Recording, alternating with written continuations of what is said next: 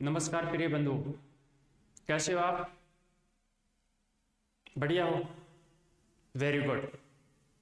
दोस्तों, अपन हिंदी व्याकरण की क्लास में व्यंजन वर्ण के बारे में अध्ययन कर रहे हैं।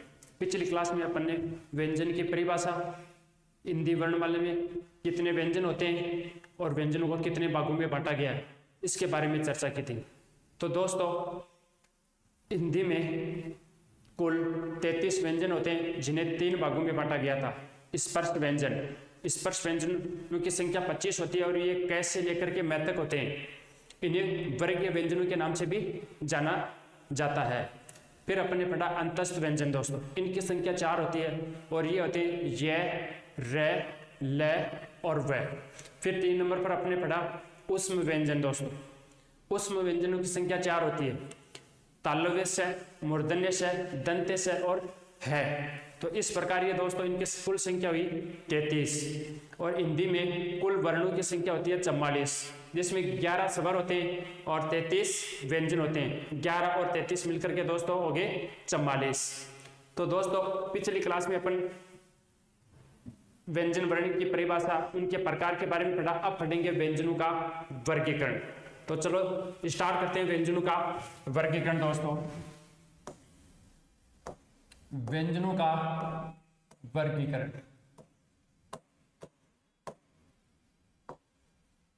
व्यंजनों का वर्गीकरण।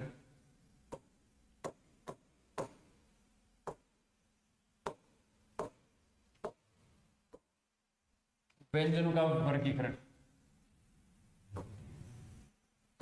व्यंजनों का वर्गीकरण दोस्तों अपन अध्ययन करेंगे आज व्यंजनों का। तो व्यंजनों का वर्गीकरण 2 आधारों पर किया जाता है। दोस्तों, कितने आधारों पर किया जाता है?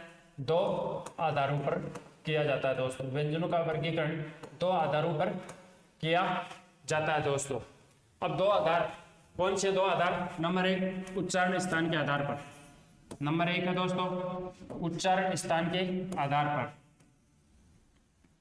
उच्चारण स्थान के आधार पर। उच्चारण स्थान के आधार पर।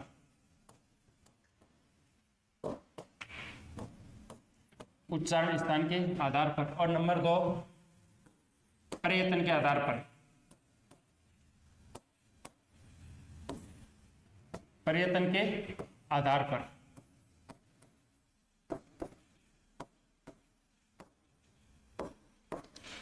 ठीक है दोस्तों, व्यंजनों का जो वर्गीकरण है वो 2 आधारों पर किया जाता है। नंबर 1 उच्चारण स्थान के आधार पर और नंबर 2 है प्रयत्न के आधार पर। अब अपन नंबर 1 पॉइंट पढ़ेंगे दोस्तों उच्चारण स्थान के आधार पर। इसका अध्ययन करेंगे अपन उच्चारण स्थान के आधार पर।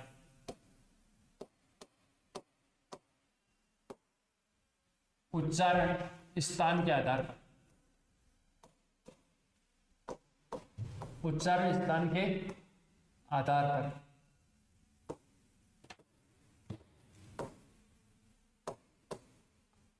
उच्चारण स्थान के आधार पर। उच्चारण स्थान के आधार पर अपन दोस्तों व्यंजनों का वर्गीकरण पढ़ेंगे। अब उच्चारण स्थान देखो, क्या होता है उच्चारण स्थान? उच्चारण स्थान दोस्तों किसी भी व्यंजन का उच्चारण करने पर हमारे मुख का एक उच्चारण अवयव विशेष तौर से सक्रिय हो जाता है और वह उच्चारण अवयव ही व्यंजन का उच्चारण स्थान कहलाता है। मतलब अपने मुख के अंदर जो उच्चारण अवयव है, जैसे कंठ है, दंत है, तालु है, मूर्धा है, ओष्ठ है, ये उच्चारण अवयव होते हैं। और जब अपन क वर्ण क का उच्चारण करेंगे तो क वर्ण का उच्चारण करने पर क क क बोलेंगे तो यहाँ जो कंठ को जीवा स्पर्श करके मुख से बाहर निकलेगी। जीवा का कंठ से स्पर्श होता है और जो श्वास वायु होती है वो जीवा के सारे चल करके ही मुख से बाहर निकलती है। दोस्तों, तो क्या बोलेंगे तो यहाँ पर कंठ में जीवा का स्पर्श होगा और श्वास वायु स्पर्श करने के बाद मुख से बाहर निकलेगी। तो क का उच्चारण स्थान क्या हो गया दोस्तों? कंठ हो गया। क क क किसी भी वर्ण को 3 बार बोल करके आप देख लीजिए, आपको आराम से उस वर्ण का उच्चारण स्थान के बारे में पता लग जाएगा। अब जैसे अपन उच्चारण करेंगे तय का आप 3 बार उच्चारण करो। तो तय का दोस्तों 3 बार उच्चारण करेंगे तो ऊपर के दांतों के अंदर की तरफ जीवा स्पर्श करेगी। जैसे तय बोलो आप, तय तय तय, तो देखा आपने कि ऊपर के दांतों के अंदर की तरफ जीवा वो स्पर्श करती है और जीवा के सारे श्वास वायु चलती है। तो जो ही जीवा स्पर्श करेगी ऊपर के दांतों को अंदर की तरफ, त्यों ही श्वास वायु है वो भी दांतों के टकराएगी, स्पर्श करेगी और फिर मुख से बाहर निकलेगी। तो तय है, थ, द, ध, ने, ये तय वर्ग है वो दंते, इनका उच्चारण स्थान दंते है दोस्तों। तो इस तरह अपन पता कर लेंगे। अब जैसे अपन ने पै का उच्चारण किया, पै, पै का उच्चारण करते हैं दोस्तों, तो ऊपर और नीचे के दोनों होठ हैं वो स्पर्श करते हैं, तो इसका मतलब पै का उच्चारण स्थान ओष्ठ हो गया दोस्तों। क्या हो गया? ओष्ठ हो गए। तो इस प्रकार अपन अध्ययन करेंगे दोस्तों उच्चारण स्थान के आधार पर व्यंजनों का जो वर्गीकरण पढ़ रहे हैं। उसमें नंबर 1 पर लेते हैं। सबसे पहले उच्चारण स्थान का नाम है कंठ। उच्चारण स्थान का नाम क्या है दोस्तों? कंठ है। और ध्वनि कौन सी है? उच्चारण स्थान की जो ध्वनि को इसको नाम से जानी हुआ कंठ है।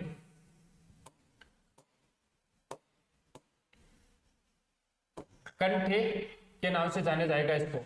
उच्चारण स्थान का नाम कंठ और उच्चारण स्थान की जो ध्वनि है वो कंठ के नाम से जानी जाएगी दोस्तों। अब कंठ में दोस्तों आता है कै वर्ग। कंठ में क्या आएंगे दोस्तों? कै वर्ग आ जाएगा। कै,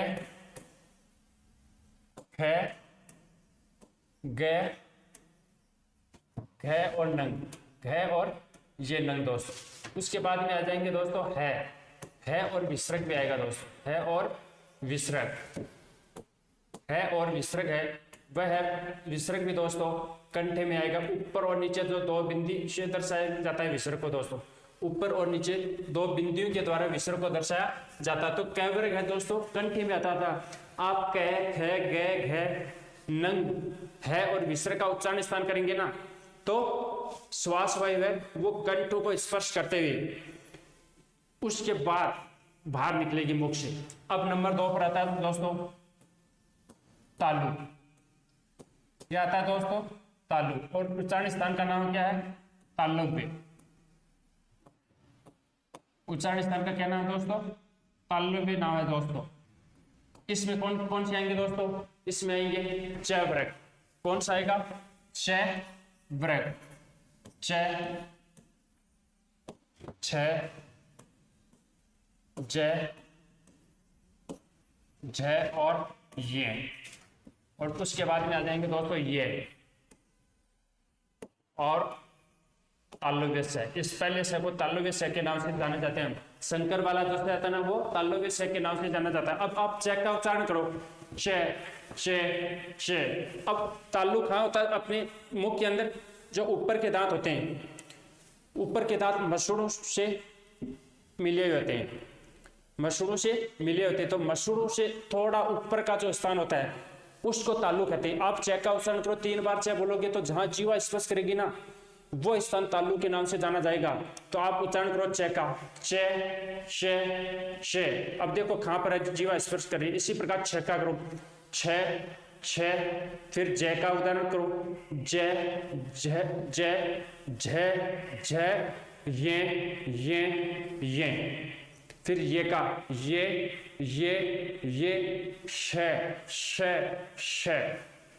इस प्रकार अपन 3 बार किसी भी वर्ण का उच्चारण करके अच्छी तरह से जान सकते हैं कि इस वर्ण का उच्चारण स्थान कहाँ है। अगर आप परीक्षा में भूल भी जाएं तो दोस्तों आप 3 बार उस वर्ण का उच्चारण कर लीजिए और आपको पता लग जाएगा कि इस वर्ण का उच्चारण स्थान कौन सा है।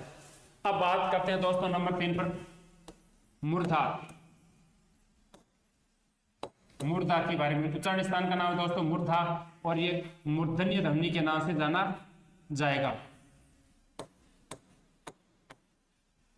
मूर्धन्य व्यंजन के नाम से जाना जाएगा। मूर्धन्य व्यंजन, मूर्धा तालु से ऊपर का स्थान होता है और अपने मुख का सबसे कठोर भाग होता है, उसको कहते हैं मूर्धा। आप ट का उच्चारण करो, ट। तो जीवा कहाँ टकरा रही है? मुख में सबसे ऊपर, सबसे कठोर भाग होता है मुख का। उसी प्रकार ठ, अड, अण। तो ये जो मूर्धा है उसमें ट वर्ग आएगा संपूर्ण। तो ट वर्ग आ गया, ठ, अड, एड एण, और उसके बाद में आ जाएगा दोस्तों रे, और ये मूर्धन्य स के नाम से जाना जाएगा। षटकोण वाला जो स होता है वो मूर्धन्य स के नाम से। अब नंबर 4 दंत, उच्चारण स्थान का क्या नाम दोस्तों? दंत है, और ध्वनि का नाम दंते। ध्वनि का नाम क्या है? दंते दोस्तों। दंते में कौन सा आएगा? त्यवर्ग आएगा दोस्तों, क्योंकि जो ऊपर का दांत होता है ना, उसके अंदर की तरफ जीवा का स्पर्श होगा। अपन त्यवर्ग, त्यवर्ग का उच्चारण स्थान दंते होता है। तय बोल के देख दो, तय, थ, द, ध और न। इन पांचों व्यंजनों का उच्चारण करेंगे तो जीवा है वो ऊपर के दांतों के अंदर की तरफ स्पर्श करेगी, और क्योंकि श्वास वायु है वो भी जीवा के सारे ही चलती है, तो जहां जीवा स्पर्श करेगी वही श्वास वायु भी स्पर्श करेगी, और फिर श्वास वायु मुख से बाहर निकलेगी। तो दोस्तों दंत में त्यवर्ग आ जाएगा संपूर्ण। कौन सा आ जाएगा? तय, थ, द, ध और न। और इधर आ जाएगा ल। ल का उच्चारण स्थान भी दोस्तों क्या होता है? दंते होता है, और ये दंते स के नाम से जाना जाएगा। तीसरा स किस नाम से जाना जाएगा दोस्तों? ये दंते स के नाम से जाना जाएगा दोस्तों। ल का उच्चारण स्थान भी क्या होता है दोस्तों? दंते ही होता है। ल का उच्चारण स्थान भी दंते होता है दोस्तों। अब बात 5 पर आती है। कंठ, तालु, मुर्दा, दंत, ओष्ठ। उच्चारण स्थान का क्या नाम है दोस्तों? ओष्ठ है, और ध्वनि का क्या नाम है दोस्तों? ओष्ठे।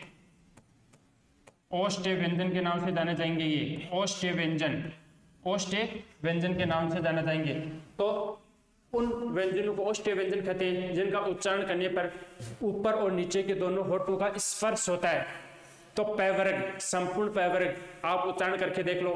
प, फ, ब, भ, म। तो ये पैवर्ग है वो ओष्ठे के अंतर्गत आएगा। इनका उच्चारण स्थान ओष्ठ होता है। तो पैवर्ग आ गए दोस्तों। प, फ,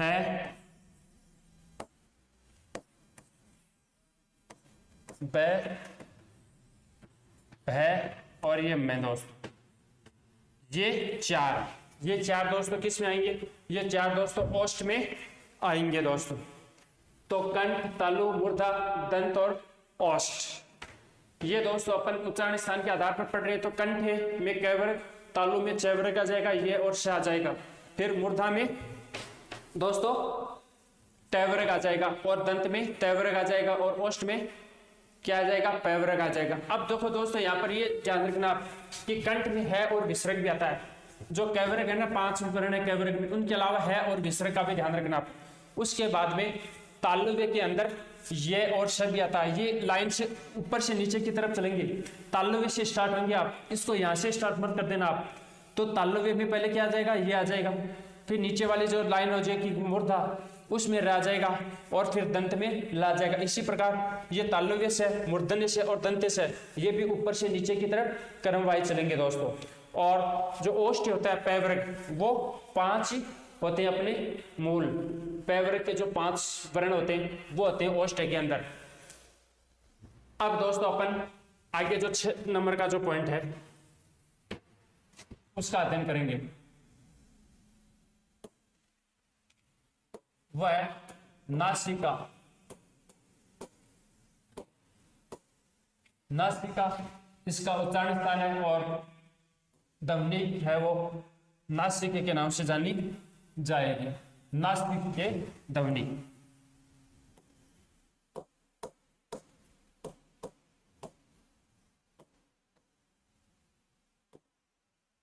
नासिक के ध्वनि के नाम से जाना जाएगी।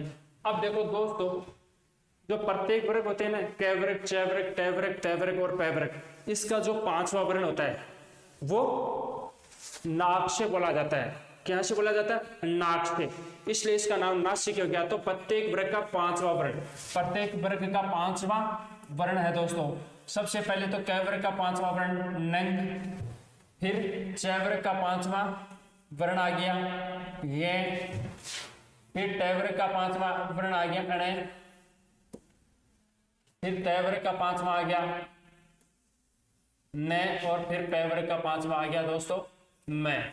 तो ये नासिका के नासिक और नासिक की, इसमें एक विशेष बात इस है दोस्तों कि ये दो स्थानों से बोले जाते हैं। नन है वो कंठे भी है और नासिके भी है, ये है वो कंठे भी है और तालव्य भी है, अण है वो कंठे भी है ये और मूर्धन्य भी है, न है वो कंठे भी है और दंते भी है, और मैं है वो कंठे भी है और ओष्ठ्य भी है दोस्तों। अब प्रश्न और था कि अगर एग्जाम में दोनों उत्तर आ जाएं, कंठे भी दे दे और इसका नासिका भी उत्तर दे दे, तो आप क्या करेंगे वहां पर? तो ऐसी स्थिति में दोस्तों आपको नासिका को वरीयता देनी है। क्या वरीयता देनी है? नासिका को।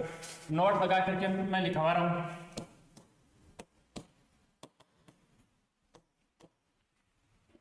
नोट लगा करके मैं लिखा रहा हूं आपको।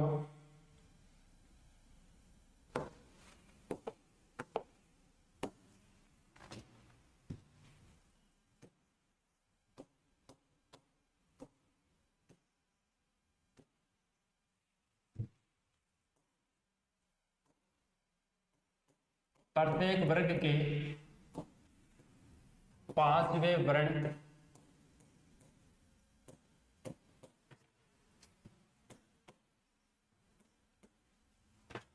वर्ण का पांचवें वर्ण के दो दो उच्चारण स्थान होते हैं, दो उच्चारण स्थान होते हैं, दो उच्चारण स्थान होते हैं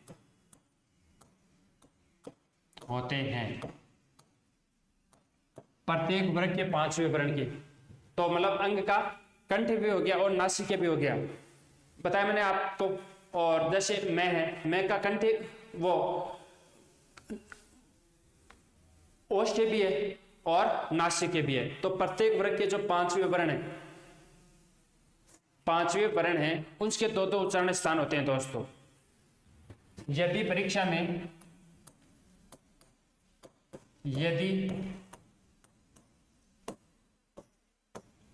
में दोनों ऑप्शन एक साथ आ जाएं, दोनों ऑप्शन एक साथ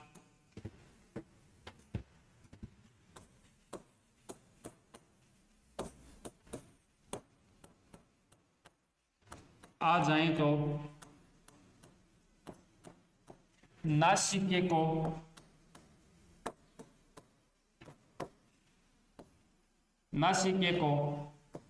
प्रथम वरीयता देनी है, नासिके को प्रथम वरीयता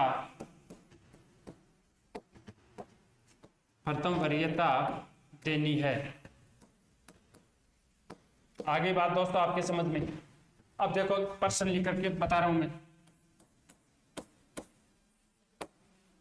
प्रश्न मैं लिख दूं कि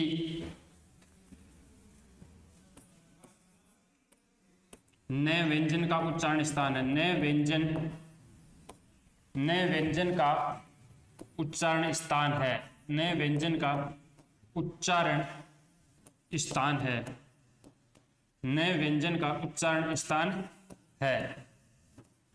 ठीक है, न व्यंजन का उच्चारण स्थान अगर आपको पूछे परीक्षा के अंदर,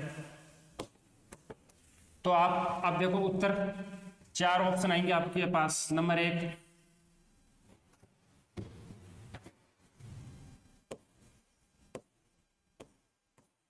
कंठ,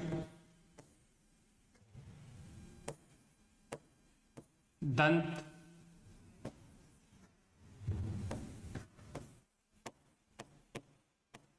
ओष्ठ, और नंबर 4 है नासिका।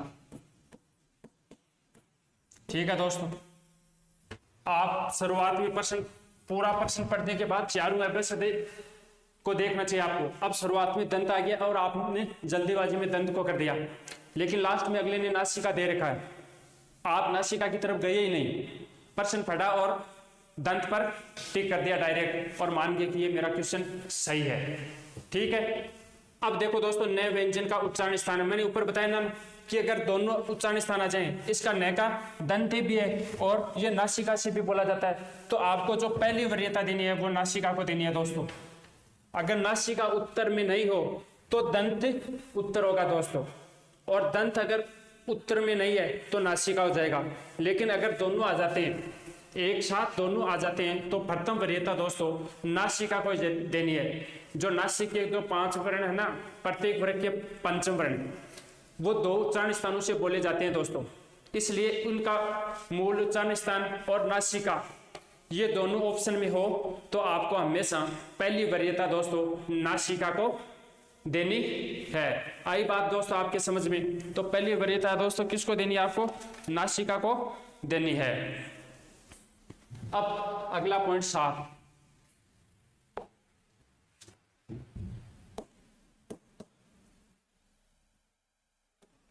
का पॉइंट है दोस्तों दंतोष्ठ। क्या है दोस्तों? दंतोष्ठ के नाम से है ये 7वां पॉइंट दोस्तों।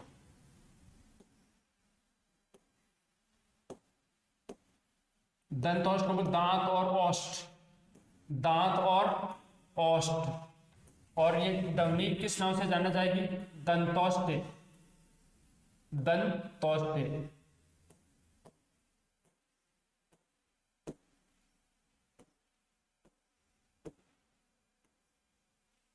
दंतोष्ठ के नाम से जानी जाएगी दोस्तों, दंतोष्ठ, दंत और ओष्ठ। ठीक है दोस्तों, अब देखो दंतोष्ठ में क्या होता है? नीचे के होठ, नीचे का होठ और ऊपर के दांत, इनका स्पर्श होगा। नीचे के होठ और ऊपर के दांत का स्पर्श होगा, तो दंतोष्ठ में दोस्तों आ जाएगा व। ये व आएगा, नीचे नुक्ता लगा हुआ है यहाँ पर व के, ये व, और दोस्तों ये फ, ये फ, ये आ जाएंगे दोस्तों, ये व नीचे नुक्ता वाला। इस इनके बोले में थोड़ी कोमलता होती है दोस्तों, कोमलता, तो आप बोलो व, फ, फ, फ, तो ये दंतोष्ठ में आ जाएंगे। नीचे का होठ और ऊपर के दांतों का स्पर्श होता है इनके, इसलिए इनको दंतोष्ठ के नाम से जाना जाएगा दोस्तों। अब नंबर 8, वर्तस। क्या है दोस्तों? वर्तस के नाम से, और इन्हें किस नाम से जानेंगे? इस ध्वनि को वर्तस से के नाम से जानेंगे दोस्तों, वर्तस से के नाम से जानेंगे। अब वर्तस होता क्या है? वर्तस होता क्या है वो समझो आपको। तो वर्तस से किन्हें कहते हैं? मतलब ऊपर के जो दांत हैं उनका मसूड़ों से मिले हुए होते हैं वो, और उन मसूड़ों के थोड़ा सा ऊपर वाला भाग है वो दोस्तों, वो वर्तस कहलाता है। उनके ऊपर वाला भाग है, ऊपर के दांतों के जो मसूड़े होते हैं उनके थोड़ा सा ऊपर वाला जो भाग है दोस्तों, वो क्या कहलाता है दोस्तों? वर्तस कहलाता है दोस्तों। वो क्या कहलाएगा? वर्तस। अब वर्तस कौन कौन से हैं दोस्तों? वो है दोस्तों न, ल, स और ज। न, ल, स और ज, ये वर्तस्य में आएंगे दोस्तों, ये वर्तस्य में आएंगे दोस्तों। फिर नंबर 2 पर आता है काकल। आधुनिक वर्गीकरण में आया दोस्तों ये काकल। क्या है? आधुनिक वर्गीकरण में, और इनका इस ध्वनि को काकल्य ध्वनि के नाम से जाने जाएंगे। उच्चारण स्थान तो क्या दोस्तों? काकल है, और ये ध्वनि काकल्य ध्वनि के नाम से जानी जाएगी। तो है और विसर्ग ये कंठे में भी आते हैं और काकल में भी हो रहा है इसका उच्चारण। काकल है जो कंठ होता है ना, उससे थोड़ा नीचे का भाग, कंठ से थोड़ा नीचे का भाग होता है उसको काकल कहते हैं। कंठ से थोड़ा नीचे का भाग है उसको काकल कहते हैं। तो आधुनिक वर्गीकरण के अनुसार है और विसर्ग का उच्चारण स्थान क्या होता है दोस्तों? काकल होता है। लेकिन अगर दोनों ऑप्शन में आ जाए, कंठे भी आ जाए और काकल्य भी आ जाए, तो आपको प्रथम वरीयता कंठे को देनी है। यहाँ पर वहां पर आपको प्राचीन वर्गीकरण को देनी है पहली वरीयता। आ गई बात समझ में? है और विसर्ग में दो उच्चारण स्थान हैं इनके इनके कंठ भी है इनका उच्चारण स्थान और कांकल भी है दोस्तों। दोनों एक साथ आने पर आपको प्राचीन वर्गीकरण को प्रथम वरीयता देनी है दोस्तों। अब नंबर 10, जिह्वा मूल।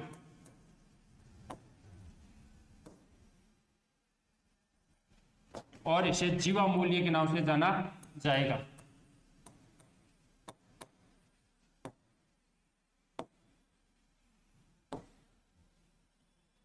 जीवा मूल्य व्यंजन के नाम से जाने जाएंगे। ये अरबी फारसी भाषा के दोस्तों कै, ख और गै, ये हैं दोस्तों अरबी फारसी भाषा के। कौन से हैं दोस्तों? अरबी फारसी भाषा के हैं दोस्तों ये, जिन्हें जीवा मूल्य व्यंजन के नाम से जाना जाता है दोस्तों। कै, ख और गै, इन्हें जीवा मूल्य व्यंजन के नाम से जाना जाएगा। तो ये दोस्तों अपन ने उच्चारण स्थान के आधार पर व्यंजनों का वर्गीकरण पढ़ा अभी अपन ने। तो उच्चारण स्थान के आधार पर क्योंकि व्यंजनों का वर्गीकरण दो आधारों पर किया जाता है, उच्चारण स्थान के आधार पर और प्रयत्न के आधार पर दोस्तों। अब अपन आगे पढ़ेंगे प्रयत्न के आधार पर दोस्तों व्यंजनों का वर्गीकरण। किसके आधार पर? प्रयत्न के आधार पर दोस्तों व्यंजनों का वर्गीकरण पढ़ेंगे अपन। अब नंबर दो पॉइंट है, वह है प्रयत्न के आधार।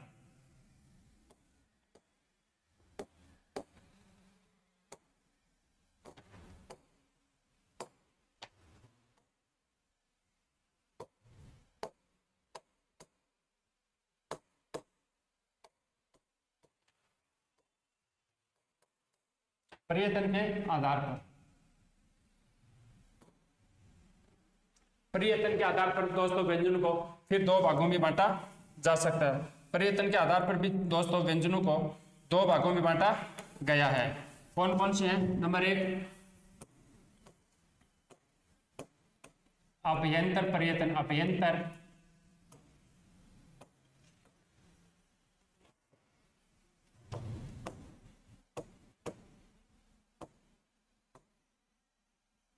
प्रयत्न और नंबर 2 बाह्य प्रयत्न। नंबर 2 क्या है दोस्तों? बाह्य प्रयत्न। आगे बात समझ में दोस्तों, अभ्यंतर प्रयत्न और नंबर दोस्तों क्या है? बाह्य प्रयत्न के नाम से जाना जाएगा दोस्तों। तो अभ्यंतर प्रयत्न है दोस्तों, जो अभ्यंतर प्रयत्न है उसको अपन परिभाषा क्या है और बाह्य प्रयत्न की क्या परिभाषा दोस्तों? अभ्यंतर प्रयत्न उन्हें कहते हैं जब किसी व्यंजन का उच्चारण करने पर आरंभ में प्रयत्न किया जाता है, आरंभ में प्रयत्न किया जाता है, आरंभ में प्रयत्न किया जाता है, उन्हें अभ्यंतर प्रयत्न के नाम से जाना जाएगा दोस्तों। ट्रिक से याद करना, यहाँ पर भी पहला अक्षर अ है और यहाँ पर भी पहला अक्षर अ है। तो अभ्यंतर प्रयत्न की अगर परिभाषा पूछे आपको तो आपको क्या बताना है दोस्तों? जिन व्यंजन का उच्चारण करने पर आरंभ में प्रयत्न किया जाता है। और नंबर 2 बाह्य प्रयत्न में इसमें आ जाएगा दोस्तों बाद में प्रयत्न किया जाता है, बाद में। तो यहाँ पर पहला अक्षर बा है और यहाँ पर भी पहला अक्षर दोस्तों बा है। तो बाह्य प्रयत्न की क्या परिभाषा हो जाएगी? जिन व्यंजन का उच्चारण करने पर बाद में प्रयत्न किया जाता है, ठीक है, उन्हें तो बाह्य प्रयत्न कहते हैं दोस्तों। और जिन व्यंजन का उच्चारण करने पर क्या दोस्तों आरंभ में प्रयत्न किया जाता है, उन्हें क्या कहते हैं दोस्तों? अभ्यंतर प्रयत्न कहते हैं। ठीक है दोस्तों, अब अपन बात करेंगे अभ्यंतर प्रयत्न के बारे में। नंबर 1 अभ्यंतर प्रयत्न।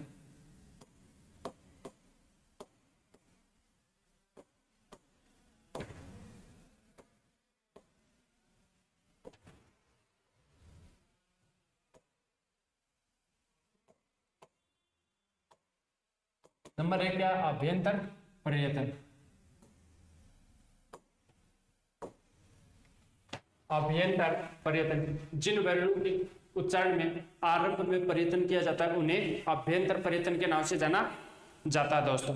इनकी संख्या 8 होती है। इनके कितने प्रकार के होते हैं? 8 प्रकार के होते हैं दोस्तों। अभ्यंतर प्रयत्न है वो कितने प्रकार के दोस्तों? 8 प्रकार के। ये 8 प्रकार के होते हैं दोस्तों। अभ्यंतर पर्यटन 8 प्रकार के होते हैं। नंबर 1 दोस्तों, अभ्यंतर पर्यटन 8 प्रकार के। नंबर 1 है स्पर्शी व्यंजन। स्पर्शी व्यंजन, स्पर्शी व्यंजन के नाम से जाने जाते हैं। नंबर 1 पर दोस्तों ये। अब आप कुछ लड़कों के दिमाग में ये रहेगा और कुछ परीक्षा में गलती भी करेंगे। जब मैंने व्यंजनों का शुरुआत में बताया था कि व्यंजन 3 प्रकार के होते हैं, स्पर्श व्यंजन, अंतस्थ व्यंजन और ऊष्म व्यंजन। वहां स्पर्श व्यंजन लिखा था सर दोस्तों, आपने, आप कंफ्यूज मत हो जाना। वहां तो स्पर्श व्यंजन लिखा था, यहाँ पर स्पर्शी व्यंजन है, वो नाम अलग है। वो 25 से कैसे लेकर मैं तक संख्या में ये अलग है, इनकी संख्या अलग है दोस्तों। तो वो स्पर्श व्यंजन थे और ये स्पर्शी व्यंजन है दोस्तों। और इसमें च वर्ग को छोड़ करके प्रत्येक वर्ग के प्रथम 4-4 वर्ण आएंगे दोस्तों। क्या आएंगे? प्रथम 4-4 वर्ण। देखो इसके उदाहरण ये आ जाएंगे, क, ख, ग और घ। ये आगे। अब ट वर्ग का आएगा, च वर्ग नहीं आएगा, ट, थ, ड और ये ढ आ गया दोस्तों। अब त वर्ग आ जाएगा, त, थ, त और ये ध। और ये बाद में प, फ, ब और ये भ। ये कुल कितनी हो गई दोस्तों? कुल हो गई ये कुल 16 है दोस्तों। इनकी संख्या कितनी है दोस्तों? 16 होते हैं। ये च वर्ग नहीं है, इसमें नोट लगा करके मैं बता देता हूं, आपको याद रहेगा, आपको परीक्षा की दृष्टि से। च वर्ग इनमें शामिल नहीं है, च वर्ग शामिल नहीं है, च वर्ग शामिल नहीं है। स्पर्शी व्यंजनों में च वर्ग शामिल नहीं है दोस्तों, ये ध्यान रखना आप। और प्रत्येक वर्ग के 4 ही अक्षर, 5वां वर्ण नहीं है इसमें। प्रत्येक वर्ग के 4 अक्षर और च वर्ग नहीं है। क वर्ग, ट वर्ग, त वर्ग और प वर्ग, इसके 4-4 अक्षर, इनकी संख्या 16 याद रख लेना। स्पर्शी व्यंजनों की संख्या 16, ठीक है। और च वर्ग इसमें शामिल नहीं है। अब नंबर 2 पर आएगा स्पर्श संघर्षी व्यंजन।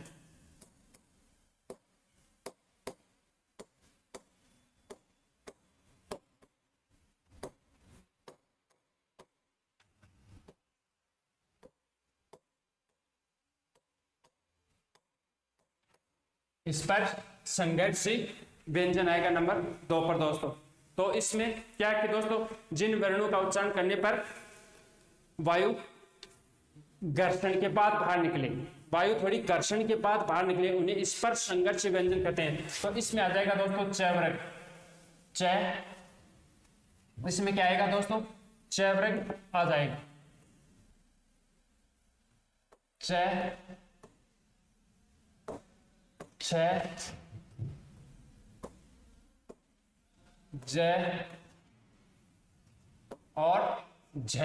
ये आ जाएंगे दोस्तों 4। स्पर्श संघर्षी में जो स्पर्शी में जो बच गया था च वर्ग, वो स्पर्श संघर्षी में आएगा।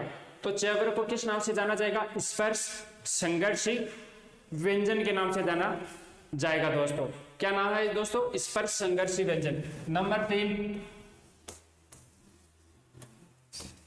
नासिके व्यंजन। नंबर 3 है दोस्तों नासिके व्यंजन। अब नासिके व्यंजन में दोस्तों प्रत्येक वर्ग के पंचम वर्ण आ जाएंगे। नंग आ जाएगा, ऐ आ जाएगा, अण आ जाएगा, न आ जाएगा और मैं आ जाएगा दोस्तों। तो ये नासिके व्यंजन के नाम से जाने जाएंगे दोस्तों। अब नंबर 4 पर है दोस्तों उपक्षिप्त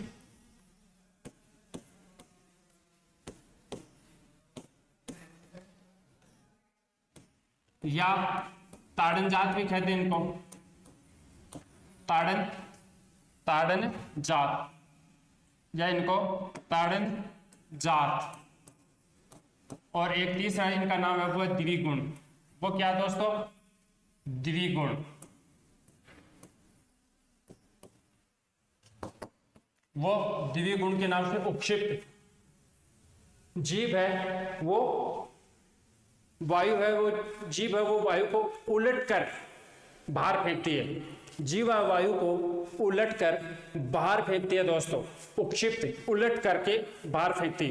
तो ये आते हैं अड, नीचे नुक्ता वाला, नीचे नुक्ता है दोस्तों, और ये अड है, दोनों नीचे नुक्ता वाले हैं दोस्तों, ध्यान रखना, ठीक है ना। एक तो बिना नुक्ता वाले होते हैं, टैवर्ग के हैं आते हैं अंतर्गत, लेकिन वहां टैवर्ग में बिना नुक्ता वाले थे, और दो नीचे नुक्ता है यहाँ पर दोनों के, ये आते हैं उपक्षिप्त ताड़नजात या द्विगुण के नाम से जाना जाता है इन्हें। और इनका प्रयोग दोस्तों अलग अलग प्रकार से होता है। जैसे ये किसी भी शब्द की शुरुआत में नहीं आते, किसी भी शब्द के शुरुआत में ये नुक्ता वाले नहीं आते, और अंग्रेजी भाषा के शब्दों में भी इनका प्रयोग नहीं होता है दोस्तों। अंग्रेजी भाषा के शब्दों में भी इसका प्रयोग नहीं होता है, और नहीं ये किसी शब्द के शुरुआत में आते हैं दोस्तों। अब बात आती है नंबर 5, प्रकंपित।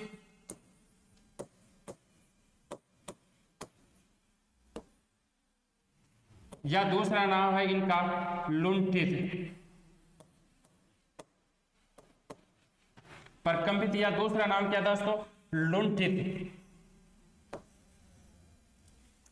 प्रकंपित या लुंठित मतलब इसका उच्चारण करने पर श्वास वायु कंपन करती है दोस्तों।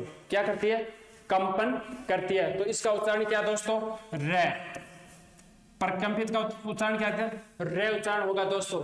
श्वास वायु थोड़ा कंपन करेगी दोस्तों, फिर मुख से बाहर निकलेगी। तो 5 नंबर पर क्या आ गया दोस्तों, प्रकंपित आ गया। 6 पर संघर्षहीन।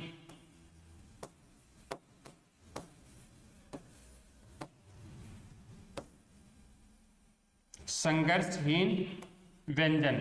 संघर्षहीन व्यंजन मतलब जिनका उच्चारण करने पर श्वास वायु को कोई संघर्ष नहीं करना पड़ता है, संघर्षहीन व्यंजन कहलाते हैं। ये दोस्तों ये और वह, ये और वह, ये होते हैं दोस्तों संघर्षहीन व्यंजन। ये लुंठित व्यंजन के नाम से जाने जाएंगे दोस्तों, ये द्विगुण व्यंजन। नंबर 7 पार्श्विक।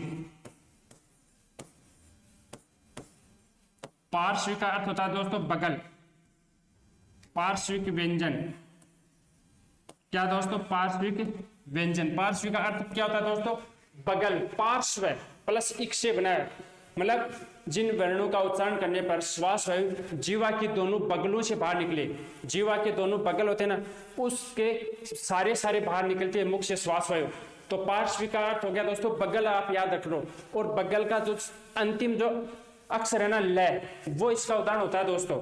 पार्श्विक का क्या याद रखोगे आप, अर्थ बगल। पार्श्विक का शाब्दिक अर्थ होता है बगल, और बगल शब्द का जो अंतिम अक्षर है लय, वो इसका उदाहरण होगा दोस्तों। क्या होगा दोस्तों इसका उदाहरण, लय होगा इसका, पार्श बगल, ठीक है। प्रकंपित का उदाहरण कैसे याद रखोगे, जिसकी पैक के नीचे जो रह, पैक के नीचे जो रह ना, वो ही इसका उदाहरण है। इस ट्रिक से याद रखते हो अगर आप परीक्षा में भूल जाओ तो। अब नंबर 8 जो अंतिम है वो है संघर्षी। संघर्षी व्यंजन के नाम से जाना जाएगा दोस्तों। ये इसके उदाहरण वो संघर्षी व्यंजन के नाम से जाने जाते हैं। संघर्षी व्यंजन कैसे नाम पड़ा कि उच्चारण करने पर मुख्य अवयव, दो मुख्य अवयव इतने नजदीक आ जाते हैं कि श्वास वायु को बाहर निकलने के लिए काफी संघर्ष करना पड़ता है, इसलिए उन्हें संघर्षी व्यंजन कहते हैं। संघर्षी व्यंजन, जब मैंने आपको व्यंजनों का वर्ग शुरुआत में बताया था कि व्यंजन 3 प्रकार के होते हैं, स्पर्श, अंतस्थ और उष्म। तो जो 4 उष्म थे ना, वो ही संघर्षी व्यंजन कहलाते हैं। 4 उष्म व्यंजन थे, वो ही संघर्षी व्यंजन है दोस्तों। तो इसमें पहला था तालव्य से, नंबर 2 मूर्धन्य से, नंबर 3 दंत्य से और है। ये है दोस्तों इसके उदाहरण। तो संघर्ष में क्या आएगा दोस्तों, संघर्ष में क्या क्या आएगा, जो अपन शुरुआत में पढ़े थे कि इस पर वो अंतस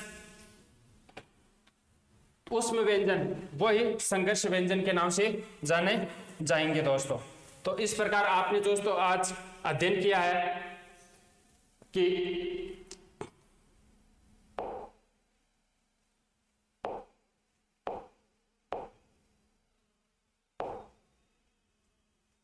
उच्चारण स्थान के आधार पर, क्या उच्चारण स्थान के आधार पर अपने अध्ययन किया।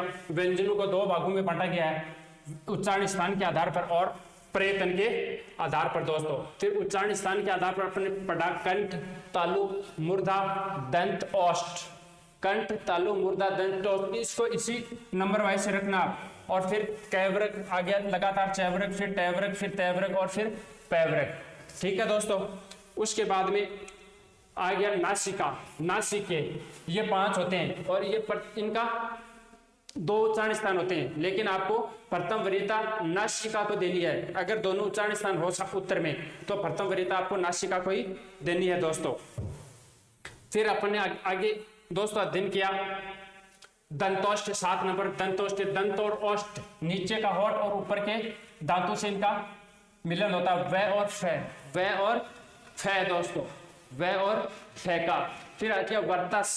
वर्तस दोस्तों, ऊपर के दांत हैं वो मसूड़ों से मिले होते हैं और मसूड़ों से थोड़ा ऊपर का स्थान होता है, वो वर्तस से कहलाता है दोस्तों। तो न, ल, से और ये नीचे नुक्ता वाला जा हो गया दोस्तों। फिर काकल, इसको काकल्य ध्वनि के नाम से जानेंगे, है और विसर्ग।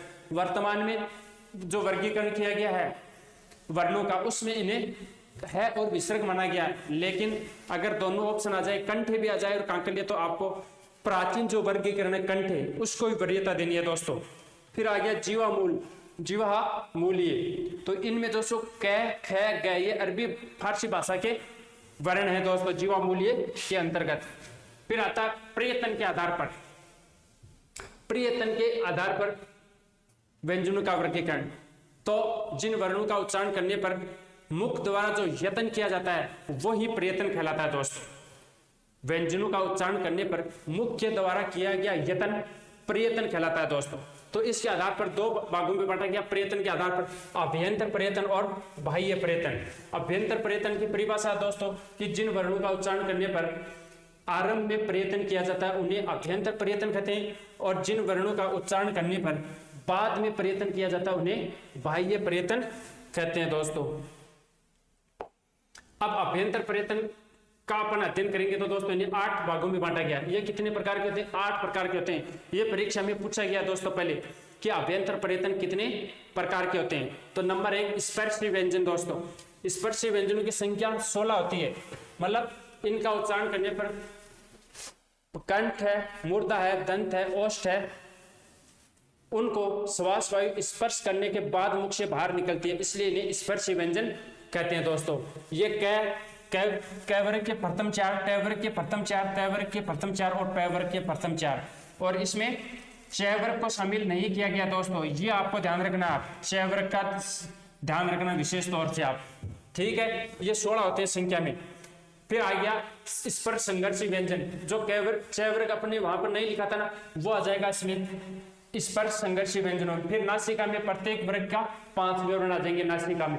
फिर उपक्षिप्त ताड़नजात द्विगुण, मतलब जीवा है वो श्वास वायु, जीवा है वो उलट करके श्वास वायु को बाहर फेंकती है, जीवा है वो उलट करके श्वास वायु को बाहर फेंकती है, इसलिए उसने उपक्षिप्त ताड़नजात और द्विगुण कहते हैं। ये नीचे नुक्ता वाले अड और अड, ये होते हैं 2 नीचे नुक्ता लगा हुआ इनके दोस्तों, ठीक है। फिर परकंपित या लुंठित, कंपन होता है श्वास वायु में, तो रे का उच्चारण करते हैं तो कंपन होगा रे रे रे, तो इन्हें क्या कहेंगे? परकंपित या लुंठित कह देंगे। फिर संघर्षहीन व्यंजन, संघर्षहीन में वो आएंगे दोस्तों कि जिनके उच्चारण करने पर श्वास वायु को कोई संघर्ष नहीं करना पड़ता, ये और आ गया संघर्षहीन में। फिर आ गया पार्श्विक, पार्श्विक का अर्थ होता है दोस्तों बगल, बगल, और बगल का जो लास्ट अक्षर है वो ल होता है दोस्तों, तो वो इसका उदाहरण हो गया लय कि जीवा श्वास वायु जीवा के दोनों बगलों से बाहर निकलेगी दोस्तों। फिर संघर्षी व्यंजन, क्या आ गया 8 नंबर पर संघर्षी व्यंजन। इसमें दोस्तों तालव्य से, मूर्धन्य से और दंत्य से और ये है, ये इसके उदाहरण दोस्तों। तो आज जो दोस्तों अपने व्यंजनों का वर्गीकरण कर रहे थे अपन, इसकी क्लास में आपको जरूर समझ में आई होगी दोस्तों। आप अगर चैनल पर नए हैं तो चैनल को लाइक करें, सब्सक्राइब करें और अपने दोस्तों को ज़्यादा से ज़्यादा शेयर करें दोस्तों। और इसी क्लासेज की आगे की जो क्लासें देखने के लिए आप लगातार चैनल पर रहे दोस्तों, लगातार चैनल पर अपडेट देखते रहें दोस्तों। इसी के साथ आज की क्लास यहीं समाप्त होती है दोस्तों।